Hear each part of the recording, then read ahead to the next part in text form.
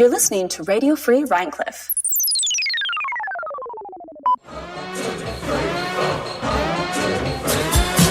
Welcome to Studio Property, the cinema podcast for people like you. I'm Doug Wortell.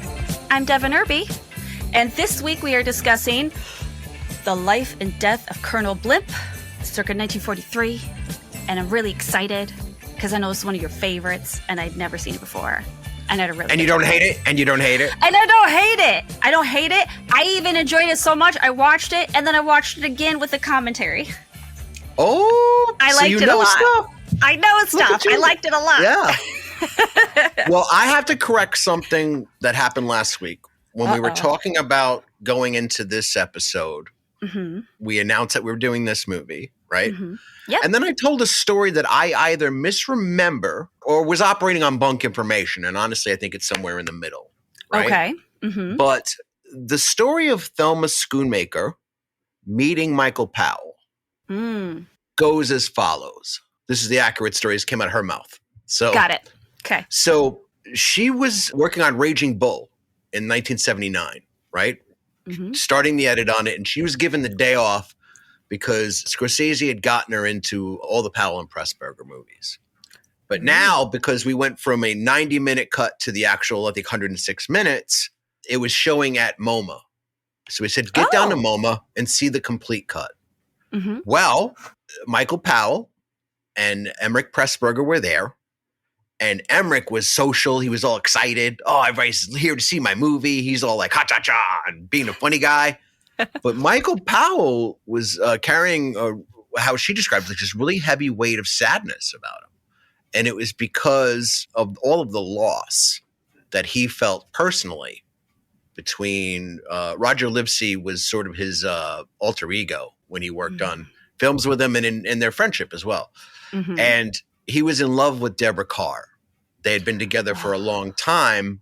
They were supposed to get married, but just broke up. So that movie means like 90 things to him, right? So she introduced herself. Hi, I'm Thelma Schoonmaker, Martin Scorsese's editor. And I'm a huge fan of the films. And they just hit it off from there in 79. They get married in 84. And he passes away 6 years later. But they were together 10 years in total, but he passed away 6 years after into their marriage. So that's the real story. Yeah, that needed to be corrected. I'm glad you did that.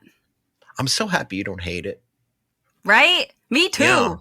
You only hate Jesus. That's why you didn't like last week, because you hate Jesus. I mean, 110%. Well, after explaining all that, now I got to read all this copy. Okay. Yes, please.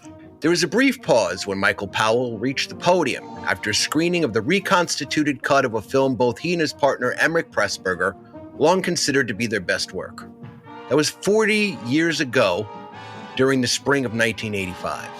Both Powell and Pressburger were being honored at the International Film Theater, not only for the movie itself, but for being one of the most important collaboratives in the history of cinema. The Life and Death of Colonel Blimp was released on June 10, 1943.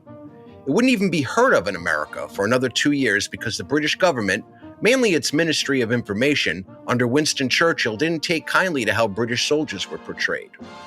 It was barely a year after the Nazi bombing of London, so speculation on whether Churchill himself was being lampooned was a sensitive issue to say the least. The Prime Minister's staff had already gotten him so worked up over the initial script that the production was denied any cooperation by the British military. They wouldn't be lent uniforms, military vehicles, and were even denied their first choice of lead actor, Laurence Olivier, who was serving at the time. When asked where the uniforms and vehicles used in the film were acquired, both Powell and Pressburger would answer with a sly grin, they were borrowed. I like to think about that pause back in 1985 after Michael Powell saw his masterpiece repaired and appreciated by a new generation of filmmakers and lovers alike.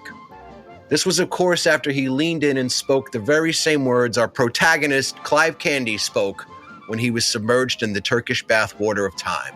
Quote, "It was 40 years ago."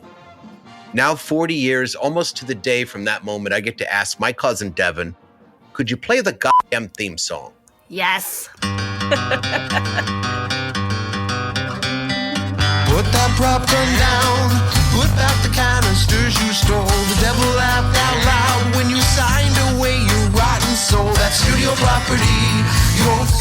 properties. Shut your mouth or you'll never work in Hollywood again. So we have a guest this week. Welcome back, Mondo. Thank you. Thanks for having me back. Well, you're very welcome, sir. You're wonderful at this. We love Mondo. Yep. Yeah. Happy to have you back. I don't take compliments well. No, he doesn't, though. He like shuts down. Yeah. My daughter was laughing at me about that the other day because I was just like, they said such nice things. And I was just like, yeah. That's what happened. Teased me. She teased me for like half an hour. And you have to get used to it if you're going to be on the show. We are very complimentary of each other and our guests. Not all of them. But what did you guys think of the film overall? Let's start with Devin. I loved it. I really loved everything about it. So I thought all the film work was fantastic. The camera work, the way they handled lighting, the costuming was fun. I even thought they did a good job with the old makeup, which you can't always say that in a film of that age. And also, I really liked how they just sort of seemed to lean into the painted sets. Because clearly, films of that era, a lot of it's just going to be fake. So if you can make the fake look beautiful, I think that's impressive. And I thought, that was great. And there were so many just like lovely shots. But also, I really liked the story. I thought the story was brilliant. I liked the flashback. I liked the way it was told. I liked the significance of the content of the story. And the characters. The characters were so interesting to me, too. I liked that your protagonist was a bit of a douche. You really hit the D. Yeah. Because he was. Win Candy's kind of he's a windbag. Well, how gorgeous is British Technicolor in particular? Oh, so beautiful. It's the chemical that's in the bath that washes that negative is what gives it that look. That's why their Technicolor looks way different than American Technicolor of that age. So, but yeah, it's a gorgeous film. I'm sure that chemical causes like mesothelioma or something, but it is beautiful to watch. How about you, Mondo? What did you think? I also loved it. I think I have seen this once before, like probably a really long time ago on TV in black and white. Yes. There were a couple of scenes like I definitely recognized. I mean, if it didn't say that it was like filmed in Technicolor, like, right there in the beginning, I would have been like, what, they do colorize this?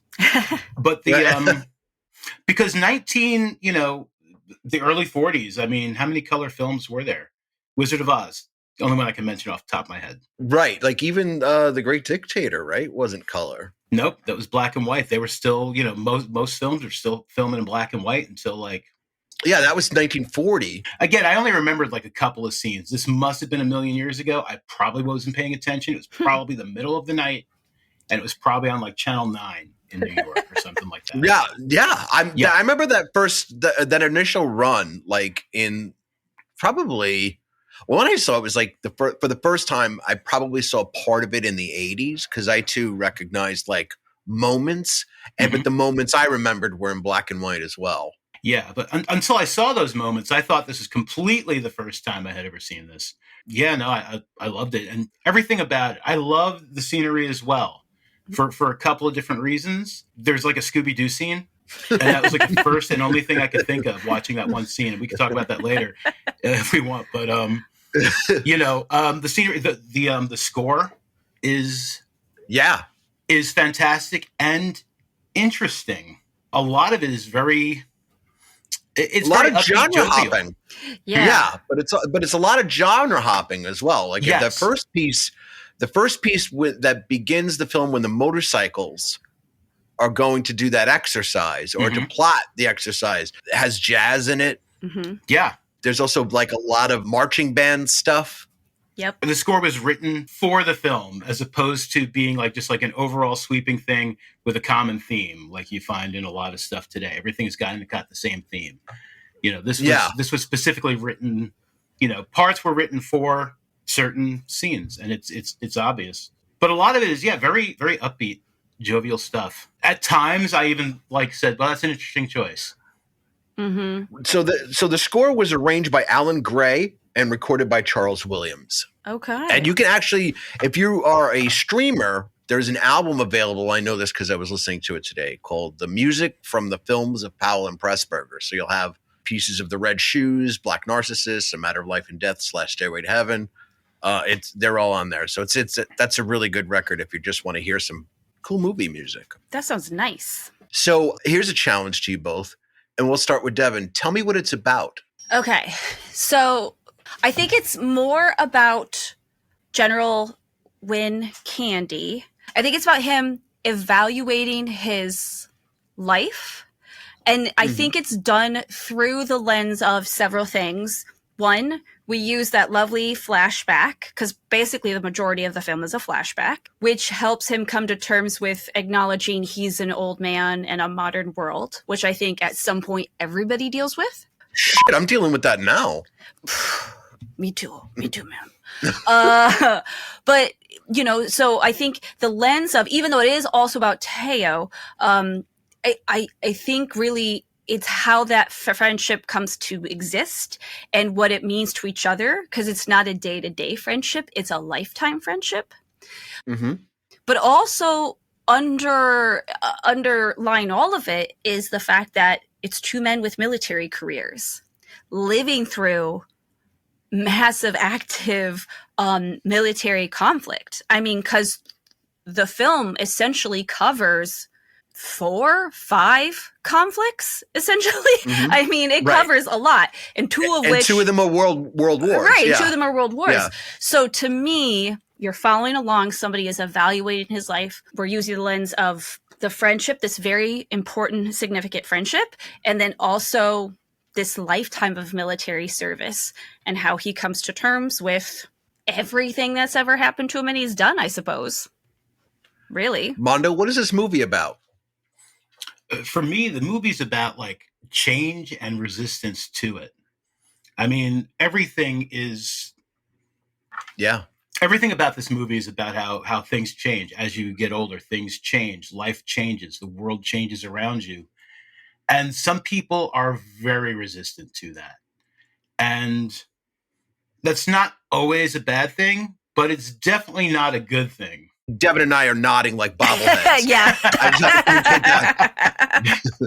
We're hard agreeing, but you can't hear that over the show. Yeah. Change is a really big theme here. Like, the world is changing. Yeah. And some people don't change with the world. Like I said, not necessarily a bad thing, but it's not necessarily a good thing to stay so rigid in your worldview. You need to adapt. Mm-hmm. Yeah. In this case, in the face of hard ass evil. Right. Right. Yeah. Yeah, definitely in the face of hard ass evil, but also just the way the world works. Yeah. I think things change. And, you got to get with the times, or, life's going to pass you by. Mm-hmm. What was it Ferris Bueller said? Something along those lines. Life moves at you pretty quick. But I mean, I don't disagree with that at all, with either assessment of what the film is about, because it's not easy, right? Because you have to explain. It's not easy to explain to someone who isn't used to these sort of films, right? Like, it's not one linear story. It's not just the adaptation to the times. It's not just about friendship. The melancholy in this film is palpable because of the loss that happens as it goes on. But it's also sweet and tender. Mm-hmm. It says a lot about rules and has a lot to say about the sort of ceremony and pomp and circumstance that we build around rules. Mm-hmm. Like, I think Mondo comes close by saying, like, yeah, it has a lot to do with not adapting. I think if you're going to tell someone what it was about, that it's about like 90 things. Right. Sure. It's about a man who falls in love and then sees that woman in every woman. Yes. Right? Mm-hmm. It's about a 40-year relationship with time. It really is. Is it too early to mention a scene that kind of like not at all? Found really interesting. All right, so near the beginning of the flashback, when he hears that, like, this guy Kaunitz is spreading this anti-British propaganda. He gets the letter from Edith Hunter, and he's just like, "Hey, boss, I would like to go to Germany and confront this guy." And they're just like, absolutely not. It's not the way things are done. Leave it to the diplomatic corps. Mm-hmm. And he's just like, F this, and he goes anyway. So right there, it's like early on, like in his life, he was willing to go against the way things are. And the result of that is that part of the reason why he was just like, maybe I shouldn't go with the flow. I shouldn't change because I did that once and I got dressed down, and that dressing down was like hardly anything, Right. But the one time he stepped out of the rigid military roles and stuff, it had consequences. Yeah, he got scarred up in his mouth, but he also got to fall in love.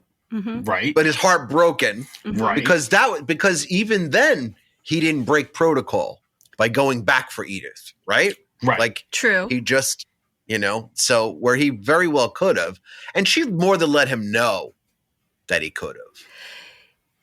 Yeah. I think when we get into that, I think it's there's a bit of nuance about the realization of the romance and all that. But before we get there, we probably ought to talk about who these people are.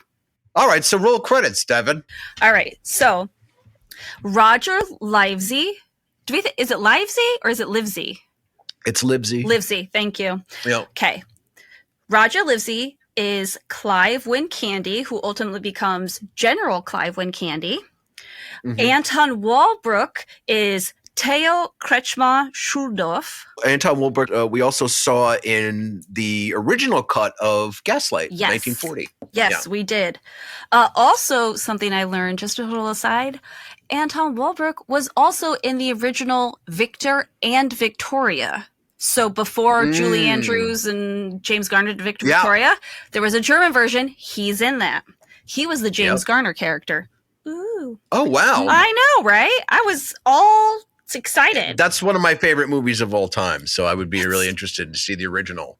Me too. Yeah. And then our other big character is Deborah Kerr, and she plays 3 different characters over the course of that 40 years, essentially. So we've got Edith Hunter, who's first, then Barbara Wynne, and then towards the end, Angela, a.k.a. Johnny Cannon. Mm-hmm. And then, of course, the other really significant actors in this film, Michael Powell's Golden Cocker Spaniels, Eric and Spangle, are in this movie. Just for one scene. But they're also in A Matter of Life and Death, I think. They are. In fact, I think their little bio says this is their second film. Oh. Do they have their own IMDb page? I didn't find the IMDb page, but I'm pretty sure it exists if we look it up.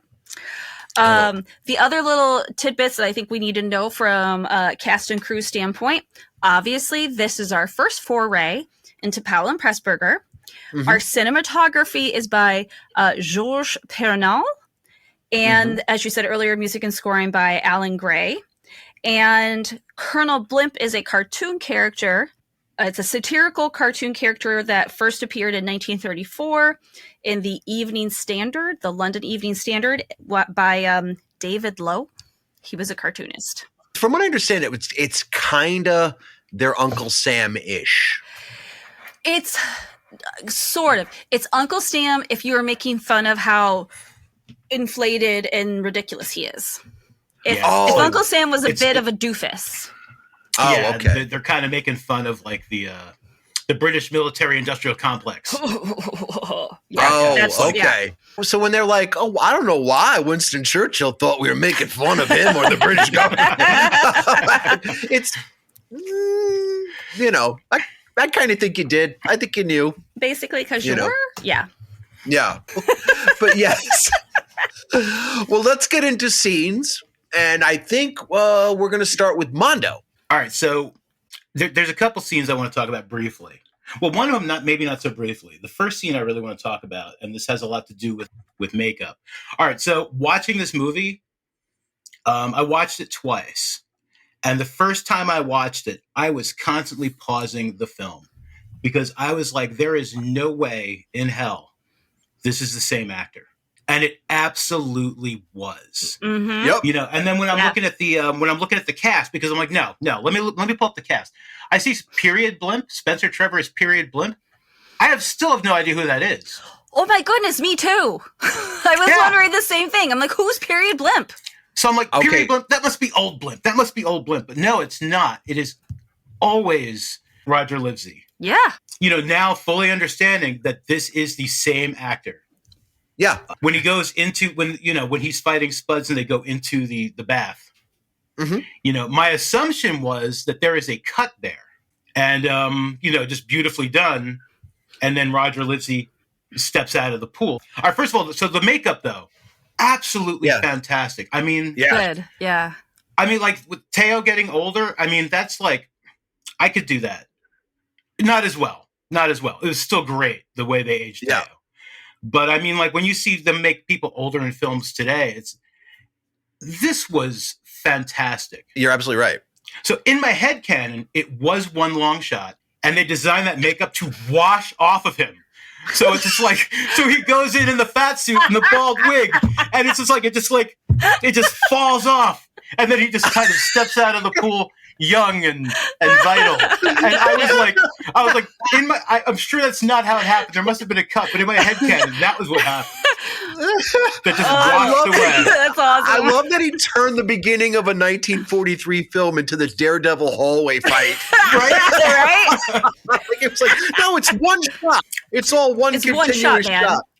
Right. It's awesome. Birdman. It's one. Yeah.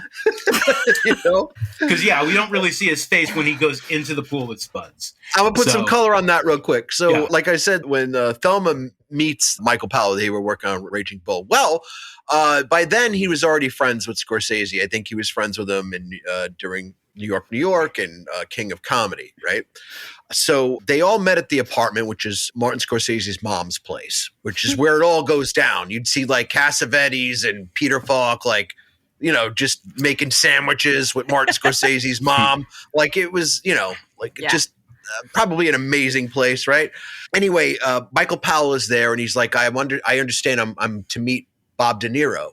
And Bob is, a very unassuming person, and he happened to be sitting right next to Michael Powell.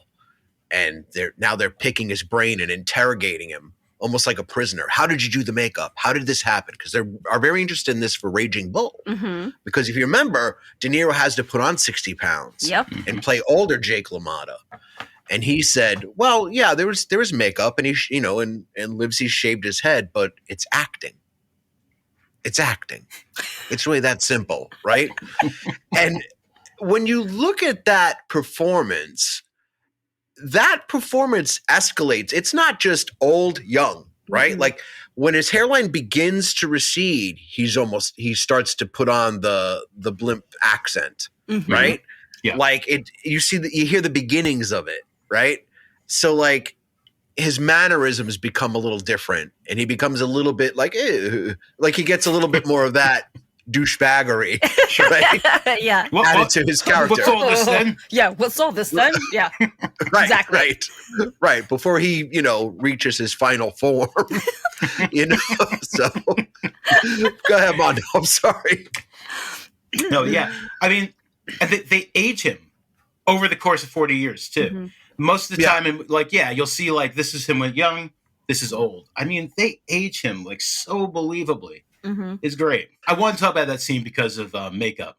Another scene that really it just got in my head and stayed there is oh goodness, where the heck were they? It's in my notes. They're somewhere after the duel has been requested, and there's a long shot of like a hallway, Yeah, and there are people back and forth.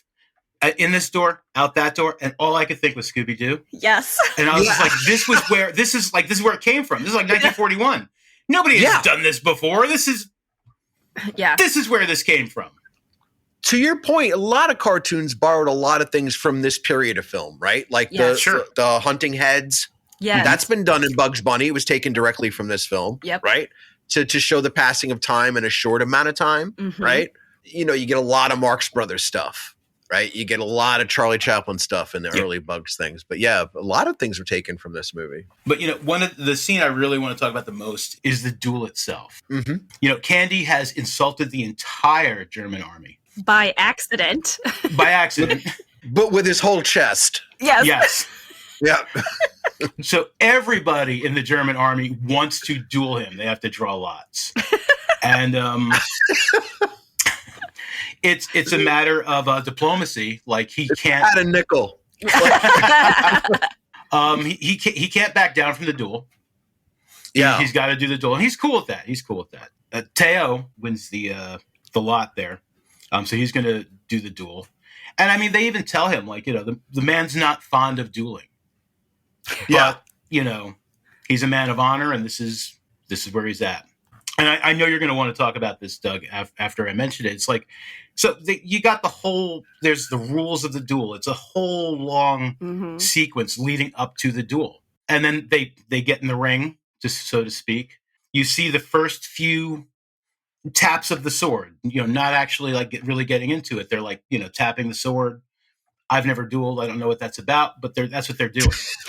And then we pan away. And we're outside, and it's snowing. And Edith is in the car. And we eventually see an ambulance leave. That's the duel. And I love that. Yeah, it's to see an action sequence. Mm-hmm. So the origin of that is Emerick Pressburger found a book on the rules of dueling and found them preposterous and also hilarious, right? So he builds up the tradition, the ceremony of the weight of the swords and where they are in distance to each other, the checking of the duelist to make sure there's no protective bandages under their shirt. Mm-hmm. That is a Danish aristocrat who's playing sort of the referee character in that beautiful uniform. Yeah. Who says to him, like, are you going to cut your sleeve or roll it up? And he's like, which is better? And he's like, I'm not permitted to say. And he's like, well, I'm going to cut it. And he goes, well, that's definitely better. Yeah. Right. So it's a wonderful glance that's exchanged between Livesey and Anton Wilbrook, where Wilbrook is very nervous and very serious about this duel. And Livesey's almost like looking at him like, isn't this absurd what we're doing? Like, it's like, and he's conveying this with a look like, what are we doing? He went, I got to dip my foot in the rosin? What? And then as we built up this whole ceremony and this whole preparation for this big duel, once they start dueling, the shot pulls away up into the rafters and outside. Mm-hmm. And you don't see it. Scorsese takes that verbatim in Raging Bull. And it's the championship fight because each fight was different in Raging Bull. And they didn't know how they were going to handle the championship fight. You've only been hearing about it since the first moment the movie starts. I got to get my shot. Well, he gets a shot. It's the same structure. He's preparing, with his brother and punching him while he's wearing the padding. They're getting ready. They go out to that amazing stadium shot with the big crowd. And then he gets to the ring and no fight. You don't see the fight. Right. He takes that right from Blimp. So the duel scene is a big one. It's one of the shots the movie's most known for. Which is unsurprising because it's really beautifully put together. Yes. Yeah, and for a movie that is about more than war, but it's about a man who's gone through these wars, there is no too little war in the movie whatsoever. Any other film, there would be action sequences, there'd be gunfire as people are hunkered down in a trench or something. Mm-hmm. And instead, all the war is glossed over. And I don't mean glossed over like in a bad way, just like, blah, blah, blah.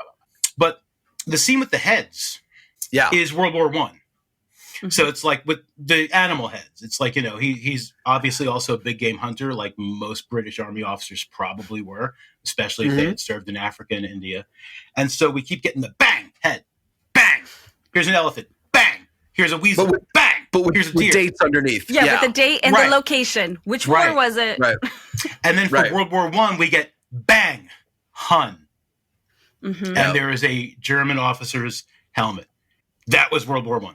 You could say the same about the death of both wives, right? Yes. You don't see Edith die and you don't see Barbara die. No. So, her name's Barbara, right? The second one? Yes. Yeah. So Candy's wife is Barbara.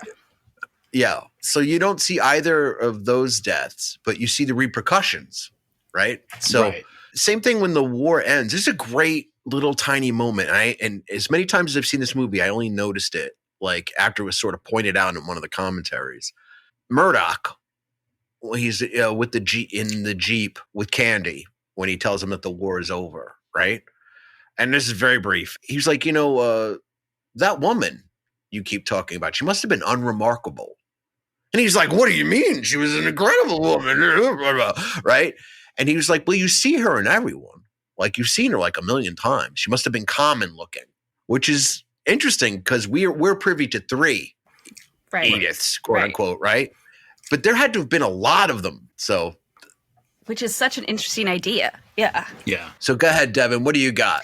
Well, Edith is who I really kind of want to talk about. So one of my favorite moments is post-duel them in the hospital. Mm-hmm. So as you say, the duel itself, we don't get to see any of the action, but we see all of the pre-work, which ultimately is that era's diplomacy, right? So it's that era. Yeah. That's what's happening. It's nope. This is how we have to handle this. This is diplomatically. This is what we need to do. So when we end up in the hospital, poor Edith, essentially they have to explain to her, no, we have to kind of quietly hush up what actually happened. So the story is they were fighting over you. So you can't leave now. You have to hang out. You have to stick around. You can't go anywhere. Which one again is kind of part of that diplomacy, this little cover story. And it seems so absurd and silly, but she just agrees to it. But then it clearly gives us this little montage, because obviously the whole time they're in the hospital, we know it's a lot longer than what we see. And so It's Edith and Clive becoming friends and with their little cover story. And as he's healing, so Clive, who is Wind Candy, he gets a giant slash across his lip and ultimately settles on growing a mustache to cover it up, which I think is brilliant. And then Teo, the German officer, gets a giant slash across his forehead. So they're in the same hospital, this German hospital in Berlin. And ultimately, when they've healed enough, they decide they're going to say hello. So Clive and Edith invite Teo, and the young lady with him, you don't necessarily get the feeling that she's a romantic person, but potentially she could be, but it's like a lady friend. Yeah, it's a lady friend who's a countess? Yes, yeah. Yeah. So basically they come together and we have this like lovely beginning. This is where we get to see kind of where the non-romance between Edith and Clive happens, and also how the friendship between Clive and Teo happen. So what I love first off is Teo can't speak much English and Clive can't speak German, but Edith does. She does speak German, and then the Countess also speaks English. So essentially the ladies are sort of translating for these two guys, and all Teo can say is very much. And so It's like they had a whole practice speech where the Countess is like, he's trying to explain something, and then she kind of paused and he'd go, very much. That whole interaction was just cute as a button. But also, right before all of that plays out, we realize Clive and Edith have this moment where romance could bloom, and Clive is clearly too oblivious to realize that it's there. So then when Teo and the Countess come in, Teo immediately takes to Edith. And so suddenly romance starts to bloom there.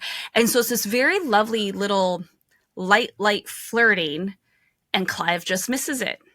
So he has this kind of shot at romance, and it just is completely oblivious to it. And so then we kind of pal along, and when we get to the point where everybody's healed enough that they're leaving the hospital, Clive thinks he's going back to London with Edith, and Teo comes in, who clearly has better English now. And that whole conversation I enjoyed because of the whole half English, half German. Because honestly, it sounds like when I try to speak German, like there was a lot of und this, right? There's just like all this back and forth, and they're like, what is that word again? Yeah. And basically, so Teo's trying to be proper again. He thinks Edith is Clive's fiance because clearly that's the story he's been led to believe, but he's fallen in love with Edith and he wants to marry her. And so I love when he's like, we have to duel again. Yeah. And Clive's like, 2 pages of your English dictionary must have stuck together because that's not right. Right. Right? And he's like, no. And then he's like, I'm in love with Miss Hunter. I'm in love with Edith. And then Clive is just like, the way that whole reaction plays out, because he still hasn't figured out that he is in love with Edith. So he's super stoked because he thinks his new best buddy is marrying this great gal. He's like, oh, this is awesome. Yeah. And he's so wonderful and really supportive. He's like, no, congratulations. And he's really sweet. Right? It's a really cool. Yeah. And I love that we get to revisit this moment so much later in the film. They're much older men. They're both widowed at this point. And Clive finally gets to say, yeah, I was in love with her. And Teo's like, why didn't you say something? He's like, because I didn't know until after the fact. And I clearly wasn't going to go after her. You guys were already engaged and getting married. I'm not going to go after her because I didn't realize it. I didn't figure it out. I like when he hugs Edith to congratulate her. I mean, like, she also loves Candy. I'm sure she loves Teo as well. But I mean, she's got this look. She's really not sure. Yeah. And I think she might even be a little upset that, like, maybe she was hoping he would be like, well, hang on a second, buddy. I love her too. Maybe we should, or something. But he's so ecstatic for them. And I feel she's a little hurt and let down. I'm sure she's very happy with Teo. She loves Teo too. She's probably been very confused. And, Candy made it very easy for her. Exactly.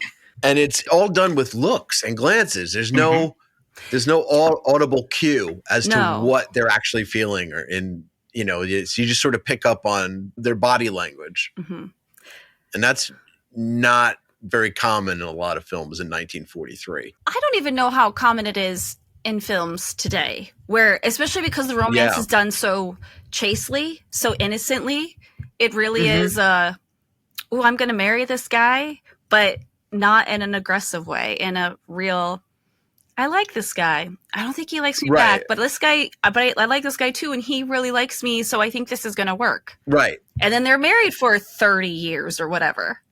It is really nuanced and smarter than most films can communicate those sort of like triangles. Another film would have turned it into a whole, or would have made it much more obvious, or just one note all the way through.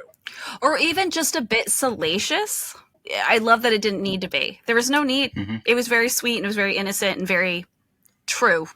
I love that scene because it is so subtle and sweet.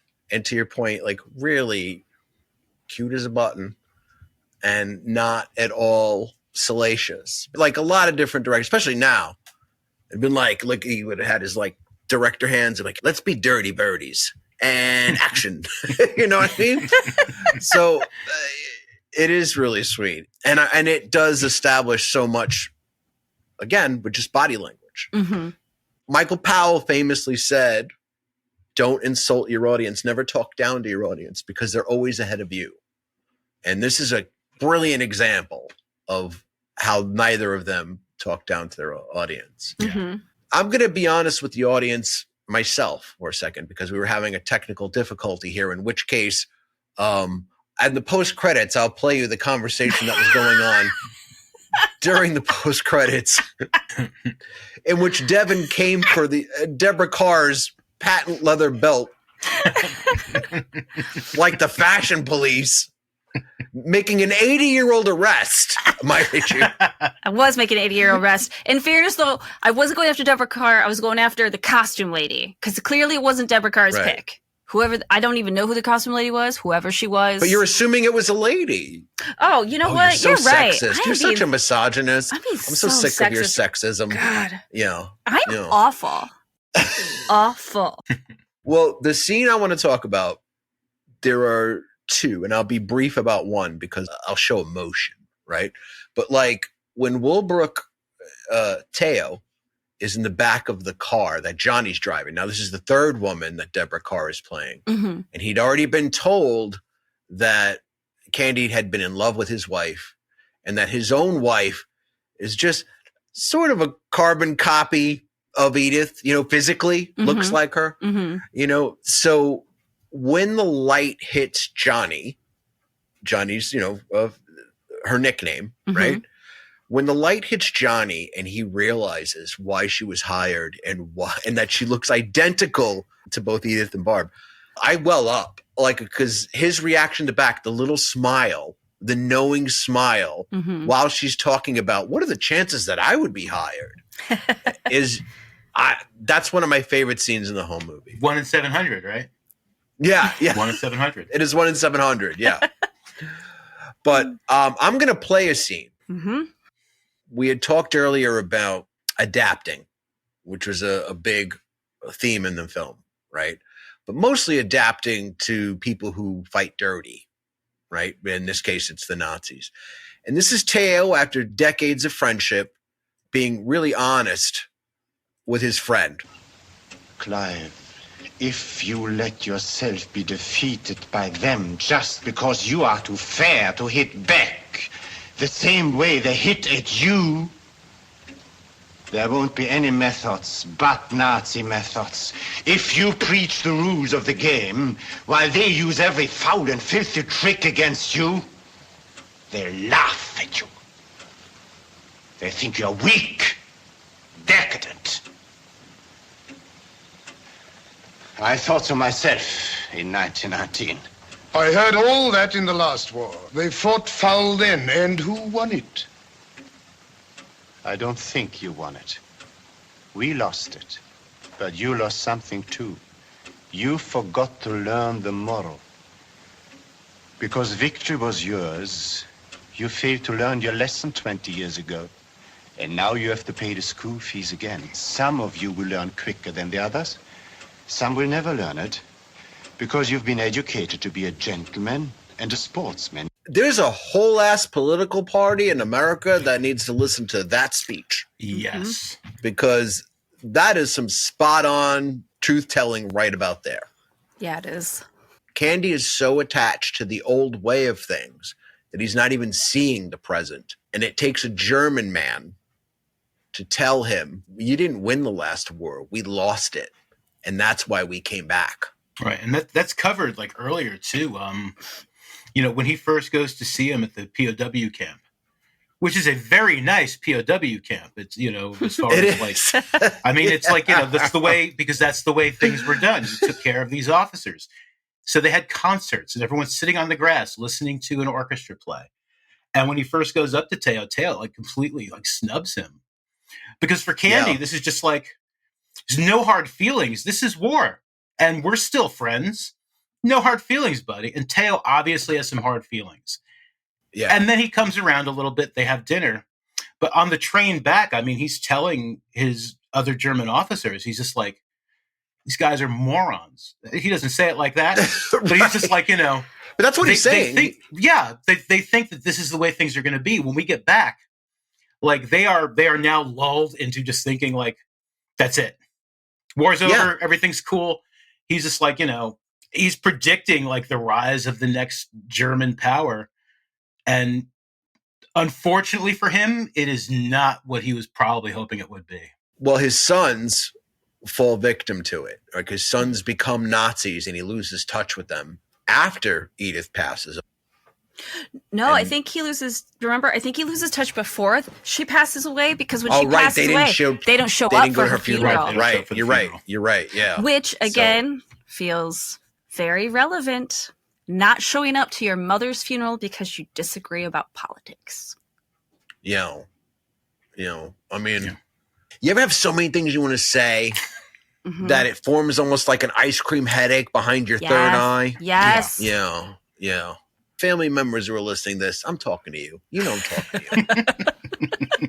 Also, yourself. But so... Oh my. Ditto.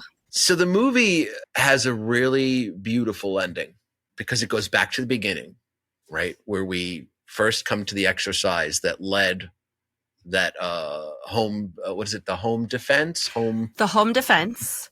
Mm-hmm. And we get to see the opposite viewpoint of the exercise. Yeah. And that viewpoint is that the rules were the war starts at midnight. Well, there's no rules in war. So we can kidnap you now. We can capture you now. And that's the way war goes, buddy. And that's a hard lesson for Candy to learn. The line we hear from Spuds in both of these bookends of the, both points of view of like the war starting at midnight and starting early. The first time in the beginning, I wrote it down because I thought it was kind of like, not a funny line, but a funny line. Brute force and ruddy ignorance. Yeah. Yeah. Is what he says. That's what we're doing. Yeah. Uh-huh. And then after watching this movie, when he repeats the line, when we see him say it again at the end, that hit me so much differently because that is not the way they would have done stuff in the past. And I didn't really think of it. I thought it was like a funny line. Brute force and ruddy ignorance. Woo! And then at the end, I'm just like, brute force and ruddy ignorance. Yeah. Yeah. That's not something Candy approves of. No. Because there are rules. Mm-hmm. And again, it's the sort of wearing of the rules, isn't it? Like, like you're putting on one of Devin's husband's sweaters. Like, They're good those sweaters. rules fit him in a way that isn't exactly appropriate for 9-10 p.m. But at 3 in the afternoon, Rico Suave. Yeah. Oh. So what I love about that ending is his home was destroyed, right? And Murdoch, who becomes his butler, passes away in that shelling, right? Mm-hmm. And the repaired home there's flooding all around it, right? And there's a conversation that he apparently had with his wife, Barbara, who said to him, don't ever change, even when the floods come. Now the floods are there. Mm-hmm. And he's like, I didn't change. And he smiles and he salutes the present. He salutes what happened to him. And it's a very optimistic salute at the end. Yeah. No matter all the things he's lost, all the things that he was forced to evolve in during the passing of time, he salutes and smiles at the end. And that's a salute that stays with you long after the movie's finished. Yeah. Yeah. But has he changed maybe a little somewhere? No, honestly, when he did the whole duel and gets back to London and gets dressed down, again, hardly a dressing down. My daughter talks meaner to me, like on a daily basis. But he's invited to dinner. After he's dressed down, he's invited to dinner. He doesn't go. And he does talk about, before the final scene, he talks about how he doesn't want Spuds to get in trouble, despite the fact that he should be brought up before the board and, there should be some trouble had. He doesn't want Spuds to get in trouble. And he would like to invite Spuds to dinner, wants him to not miss the opportunity like he did. And he kind of lets Johnny know, kind of make sure your boyfriend shows up for dinner. Right. So it's while he hasn't changed, I mean, maybe even though he's not going to change, maybe there's a bit of understanding somewhere. Maybe. During the first war, during the scene with the prisoners, right? He's deluded himself into believing that they were fighting fair this time around, and they clearly weren't. That's another scene in the avoidance of, gratuitous violence. We don't see what really happens in the wars. He's just tell me what you know, man. And they're just I don't know nothing. And then he's got a split. And then the other guy is just well, you're going to deal with me now. And later we get the information that they gave up. So the torture and brutality is only implied, right? It happened. But in the film, it's just, hey, we see the guy as kind of he's not on the up and up. The guy who's about to question him after Candy leaves. And he got the information. Yeah. I'm sure they didn't think he was a nicer guy than Candy. I'm sure they didn't just, yeah. I mean, there was. And he even doubts, if you remember, he doubted that information and it turned out to be true. Yeah. Mm-hmm. We were made to be as oblivious about the torture as he was. Right. Right. They sort of rush him away too. He's this old fossil. Yeah. Get out of here, buddy. But we were talking about a composition earlier. When he gets to the monastery, when he meets Barbara, right? Mm-hmm. There is a beautiful piece of camera work there when all the nurses are going upstairs, and he's trying to find out who that woman was that looked like Edith. Mm-hmm. And they're behind him on that staircase, all going up that staircase that is one of the most beautiful pieces of filmmaking I've ever seen. Mm-hmm. Yeah. I just needed to bring attention to that. Well, Yeah. And interestingly, he does never find out who she is. So he stages a benefit to find out who she is, like once he's back in England. Yeah. It's like he never found out. And it's like he kind of admits that. It's just like, and everybody seems like partially horrified in that British way. It's just like he had an ulterior motive. It still did a lot of good. Yeah. right. But that's the main reason he did it, was so that he could find out who Barbara was. He Bob Geldof his way He did. into finding his wife. He's like, I'm going to throw a big old festival because I know she's from this town. She should show up. Well, also the fact that Barbara's not offended by that at all. She's like, it's adorable. Right. This guy who's like a It dozen kinda years is. my senior thought I was so cute. He had to figure out who I was. She's not offended Look. at all or creeped out. We come from a generation where a guy in a trench coat can hold a radio over his head under her window Mm-hmm. and play a lackluster Peter Gabriel song. And this was romance, not stalking, romance. Gen Z is going to see that a little differently. Yeah, a little bit. Yeah. I mean, I know we're getting to the end of our discussion, but can I just say this film also had one of the best lines I've ever heard in a movie ever, which was Is it from The Ant? Yes. I knew the line. You Yep. know what I tell you? I wasn't going to forget this time because we there was a line in Amelie that none of us mentioned, and I was like, "Damn, how do we not mention it?" But yeah, this was. Go ahead. It's in the show notes of that episode, guys. Oh my but yeah, God. go ahead. Okay, so yes, when Clive goes to the opera with Edith's sister, hoping that the sister Martha will be a lot like Edith, and she isn't. But he runs into two friends and finds out they've gotten married. So he's telling the aunt afterwards. He goes home and he's like, "Oh yeah, they got married." And the aunt says, "Oh yeah, it's a very suitable match. He has money and she has land, and neither of them has any brains." And she just It's says so it good. so quickly and passing. good. And he's kind of like, "Uh-huh," and then on they roll. Yep. And, It's that British way. right? And I was like, Yep. "Oh, that lady didn't have enough scenes in this film." No, we could have used a whole spin-off with just her. Oh yeah, absolutely. But you know what? Let's move on to America's favorite segment. And by that I mean, let's franchise this, comma, baby.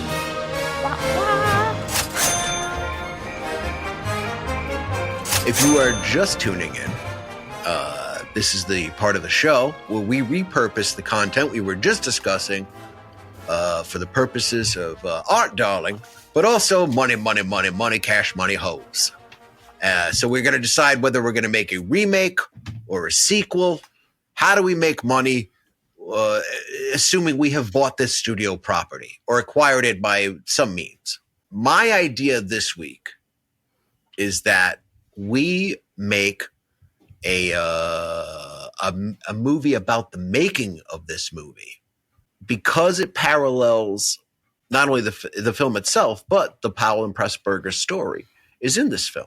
Emerick Pressburger had to go to police check-ins because even though he made English propaganda films to further the war effort, he was considered an alien enemy.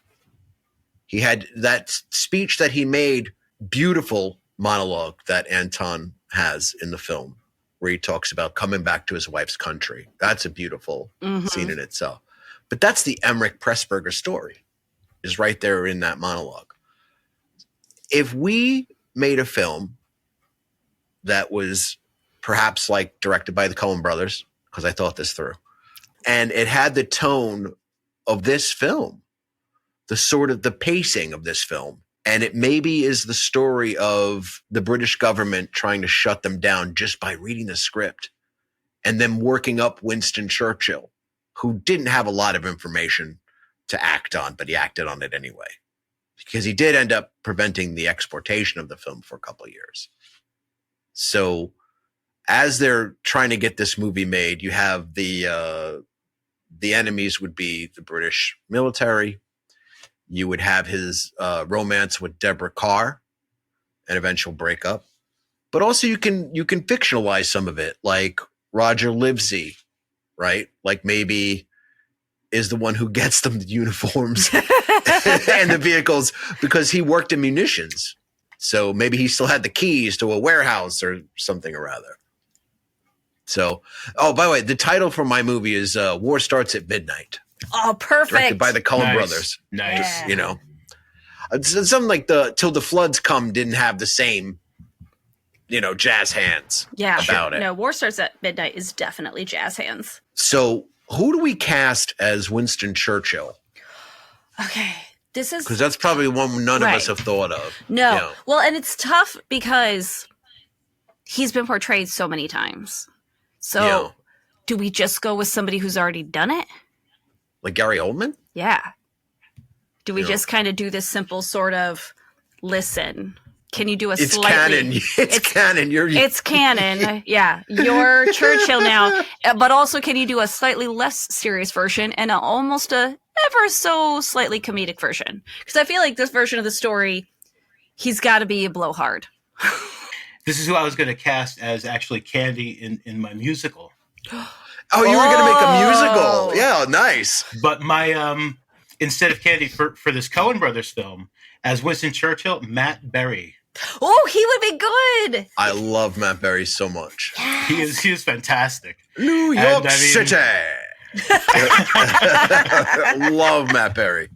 Okay. Yeah. No argument, man. No argument at all. Yeah, Matt Berry would be perfect. Yeah, I like that way better. That's good. Yeah. Yeah, that's way good. Which movie, Devin, do you remember what movie we turned into a musical? It was absurd, too. I Oh, don't House of remember Yes. Oh, House of Yes. Yeah, we right, turned House of musical. Yes into a musical. Yeah. Yeah. Right.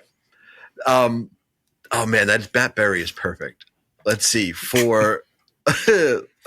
Yeah. Man, now I want that. I want this so much more than I did now. like I kind of like, oh, this will be a good idea. Now I want to see this made. Yep. So bad. All right. So the War Starts at Midnight. I have Christian Bale as Michael Powell. Oh, okay. I buy that. Yeah. Because he transformed himself in that American Gangster. Not American Gangster. What was it? American Hustle. The one where Amy Adams had all the great outfits. Yes, American Hustle. Yeah. Yeah. So he like transformed his body there. Like he can become older. Be really great to make him look almost like Livesey did in Blimp. But Michael Powell isn't a heavy set guy, but it'd That be would be really pretty fun good, though. to do that. Yeah. Yeah. I got Pedro Pascal as Anton Wilbrook. Yes. Oh, I like You that. good with that? Yeah. Yes. I love that. All right. Okay. This next choice is going to be controversial. But you got to remember, I got to sell this movie. Okay. Right? All right. I can't even want to look at you guys. What is it? Deborah Kerr, Mm-hmm. Ariana Grande. Oh, Dude, in my musical. really? Really? Yes. And is it because she codes white girl? Is that why? Oh, I'm nodding yes. I disagree so hard, you two. So, or to quote Teo, I disagree very much. Very, very much. Oh, I love it. That's all I have so far. All right. Well, okay, so obviously I picked my people based on if we were going to like remake the film, but I still think my Roger Livesey works. Who is it? Benedict Cumberbatch. Oh, yeah. Right? Yeah. Because he can give you that sort of like a little bit of a blowhard, but if he's like when he's doing like the acting, like the Blimp acting portions, but then could actually be like a regular old British that's dude great. for the rest. Yeah. Right? Yeah. Mhm. That's great. I think that would be really good. Who did you have, Mondo? Matt Berry in the musical. Oh, he was Like, going to right. for your film. I think he's going to be great as Churchill. Okay. Right. For my musical, Matt Berry. Right. who doesn't have to talk like this. Right. But he makes old albums. series he was in. Right. Yeah. He makes I was albums. watching this old series he was in. He's still ridiculous in this series. But In the IT crowd? No, because he's ridiculous in the IT He's crowd. beyond ridiculous in that. Mighty Boosh? Mighty Boosh? No. Oh, it was like a soap opera in a hospital kind of thing. Oh. And like the main character is like, he's like a Dr. Everyman who takes himself like way too seriously. Richard Ayoade is also in it. Oh, wow. And I had never seen it before, and it popped up on something, and I was just like, so I started watching it. It's really bizarre. You got to find out the title and text it to me. I definitely want to see it. yeah, this sounds definitely. interesting. But man, I want this so bad now. I want this movie so bad. Yes. I think this is wanted great. Richard Ayoade as Teo in the musical. Oh, I would okay. have bought that. I wouldn't want him outside of the musical. I want him in the musical. Okay. And again, Right. Ariana Grande because musical. Yep. And that's all I really had for casting as well. A lot of these people, I was quite often mistaking one for the other. Like, your major characters, yes. Your big secondary characters, yeah. Murdoch, I know who Murdoch is. Other guys are just like, oh wait, that's the guy from before, and I'm like, oh no, this is like some new guy. Yeah. Because they're all just so very British. Period. British. They're all so very period British. Well, can we nick Richard Ayoade for Murdoch? Oh, that might be good. Yeah. Mm-hmm. Yeah. Okay, so I have to tell you, even though I'm wholly opposed to Ariana Grande, I just got to be clear about that. I don't think my Deborah Kerr selection works because you know what I did was my thought process was if we were remaking the movie of Colonel Blimp, we just need 3 actresses who look similar. It shouldn't be the same lady over and over because the point is that I don't know. I was like, that just doesn't feel necessary. So I was going to do a whole Christina Hendricks, Bryce Dallas Howard, and Jessica Chastain to play the 3 different ladies because they look similar, but like it could like enough to be like, oh, it's, I don't know, because I felt like it's too on the money to try to do the same actress today. But of course now in your film, we have to use one actress. I don't know. You said Amy Adams before. I feel like we should go with somebody like Amy Adams. I think she'd be, I don't know. How do I say maybe too old for the part? Oh, okay. How old is Deborah Kerr when this movie is made? Getting jumped in the parking lot. That's fair. What's that? How old is Deborah Kerr when this movie is made? 20. Okay. That's why I went Ariana Grande. Because, honestly, because she'll sell the movie. Is there a 20-something British actress that we feel like would sell could the make movie? the soundtrack on the cheap? Well, do we? I mean, but is this movie? Do I need a single? Do I need a single to move this month? Yes, I do. You do? Cash Money Hose. Yeah.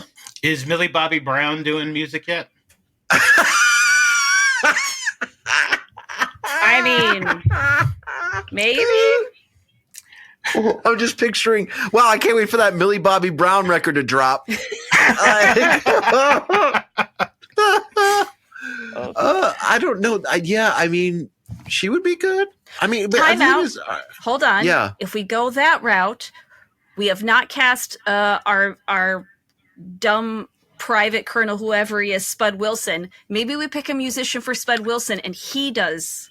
The soundtracks and provides Cash Money House.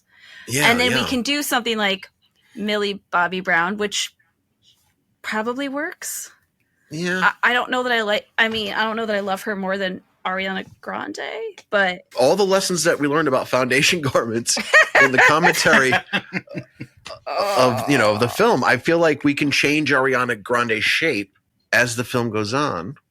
And she'd be playing opposite, whoever it is has to play opposite Christian Bale in the real life romance. Okay. Can we go more like Sophie Turner? Yeah, I'll give you Sophie Turner. Yeah. Right. That's the redhead, right? From Game of Thrones? Yeah. Right. Yeah. Nobody say Dark Phoenix. That didn't happen. No, it did not happen. Right. No. But yeah. I feel like Okay. I mean, I was going to say Sophie Turner via my To Live and Let Die remake, but I still feel like it works. Yeah, Sophie Turner does work. Yeah. Why are you remaking Live and Let Die? Oh, sorry. No. To Live and Die in LA. To Live and Die in LA. That's what I meant. My remake of To Live and Die in LA from however many episodes ago. When you were young. Sorry. Thank you for correcting me, because I would hate if that had gone out and everybody was like, why is she remaking to Live and Let Die? No, To Live and Die in LA is what I meant. That's what she meant. You know you did. You know you did. You know you did. Oh my god, this is horrible. Axl Rose. Yep. Okay. The other white meat. Oh, this is terrible. Okay, so I'm gonna ignore all of that shenanigans, and you guys need to come up with somebody for Spud Wilson. We need a singer. We need a pop star, a British pop star to be Spud Wilson. British. I don't know much about British pop stars. I really don't. Me either. I mean, there's that Harry kid. I think we've already cast. Oh yeah, haven't we cast him in something already? Everybody's cast him in something. Well, I mean that's fair. Yeah. Hold on. I feel like he's never going to get around to making that superhero thing. No, he's not. He's not going to do that. I believe Cody cast him in The Man Who Fell to Earth. Yeah. I mean, it's Good not call. that we can't use him twice. I'm just saying. Yeah. Let's cast him. Let's get that Harry kid. All right, let's get Harry Styles. The one from the War Picture. There we go. Yeah. To play a minor character. I don't know. His manager ain't going to go for that. Well, that's a lot of money. Now you just blew up our budget. No. Yeah. He'll go for it because he'll get extra money because he's doing the soundtrack. He's going to. Oh, yeah. Right? Yeah. So he can do the music. And then also, let's be honest, anybody would have to be Spud Wilson because that character, although small, is ridiculous. And remember, you bookend the movie and you get to come at it from two very different places. Right. Yes. That's Which true. does make he's it in pretty. The beginning and he's in the end. Yeah. That is a significant role. Yeah. It's pretty fun. Because I think somehow, okay, I know I'm really diving in. I know it's your movie, but I'm diving in. Even though it's about. Well, it's our movie, right? So we got to troubleshoot it. Okay, this is true. Even though this movie is about the making of the movie, I think we could still start and end the movie with those two scenes. I think it has potential to be kind of fun, right? Delightful.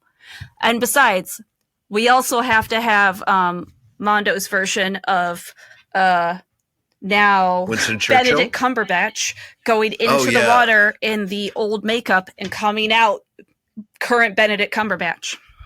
Yeah. Okay. So it melts away. He pops out of the Turkish bath and he's himself now.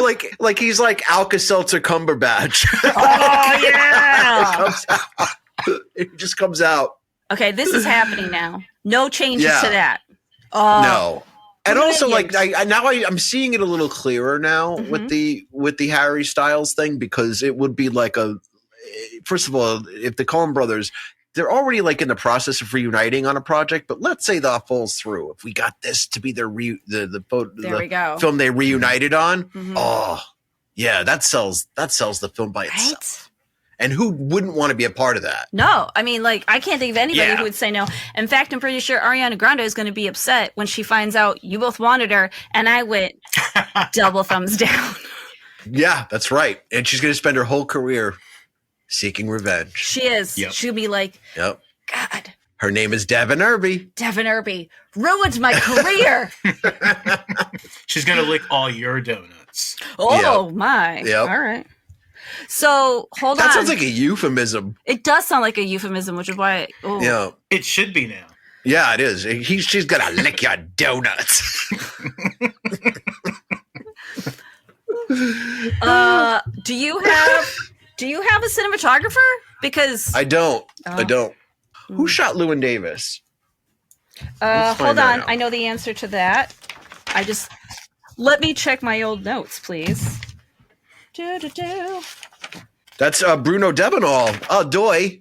Oh, yeah. The guy who shot Amelie. Yep. Okay. I mean... Bruno. Let's get Bruno. All right. I like it. Bruno it is. Yeah. Bruno. Oh, also Harry Styles clearly can't handle the scoring, so who's going to be able to work with him to score it?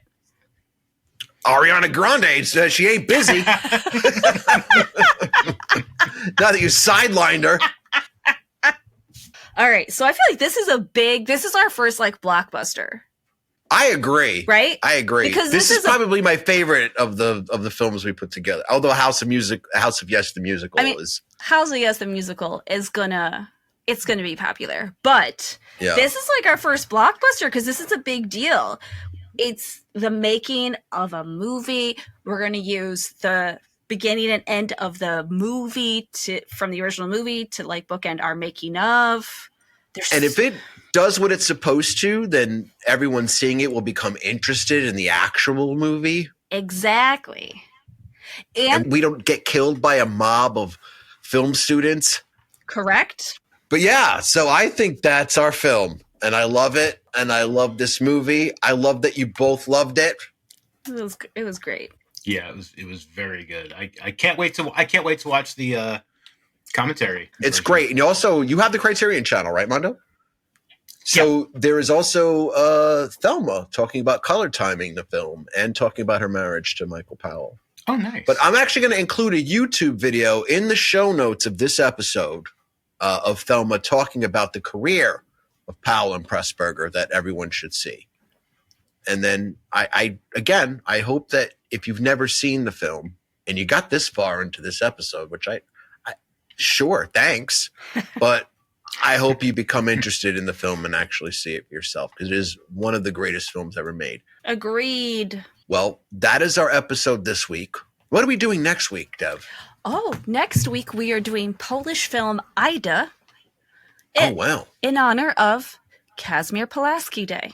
So for any of you non-Midwesterners, Chicago, Illinois has the largest population of Polish individuals outside of Poland itself.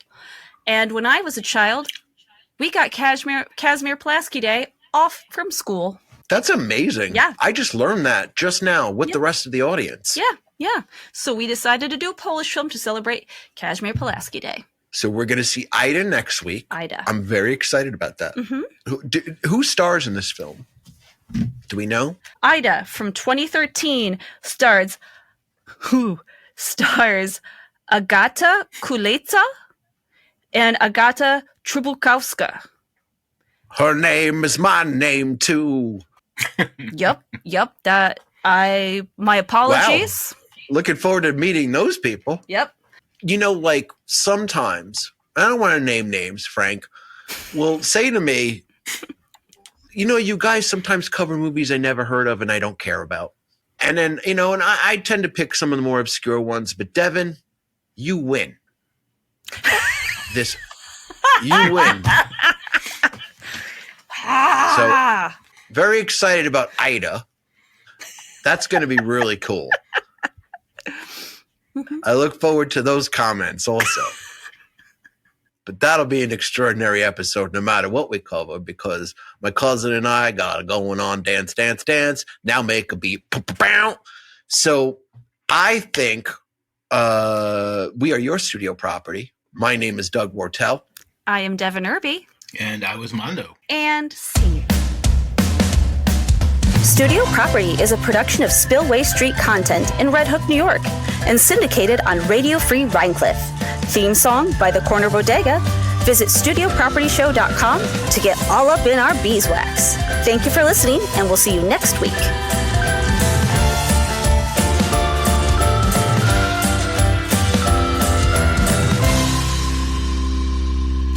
Okay, since we're in a little break here, can I just say one of the only things I hated about the whole movie in that scene, when Edith is going to go back to London with Clive, she's wearing like a freaking patent leather belt. It looks like a plastic patent leather belt. And I'm like, girl, it's like 1902. Who thought this belt was acceptable? The rest of the outfit is on point and gorgeous. And she's gorgeous. And every hat she wears, every outfit's perfect. That belt freaking killed me. Yeah, you know, I think I was drawn to that belt, but I was just like, belt. I mean, I didn't really think beyond that. I was just like, belt. Oh, yeah, no, I couldn't handle it. because I was just like, don't get me wrong, I love, like, the outfit was perfect, and she needed the tight belt to, like, set off the top and whatnot. But I was like, who did that? That fabric is inexcusable for 1902 or whatever year we start. So just give me a couple minutes. But I love listening to you come for this lady's accessories.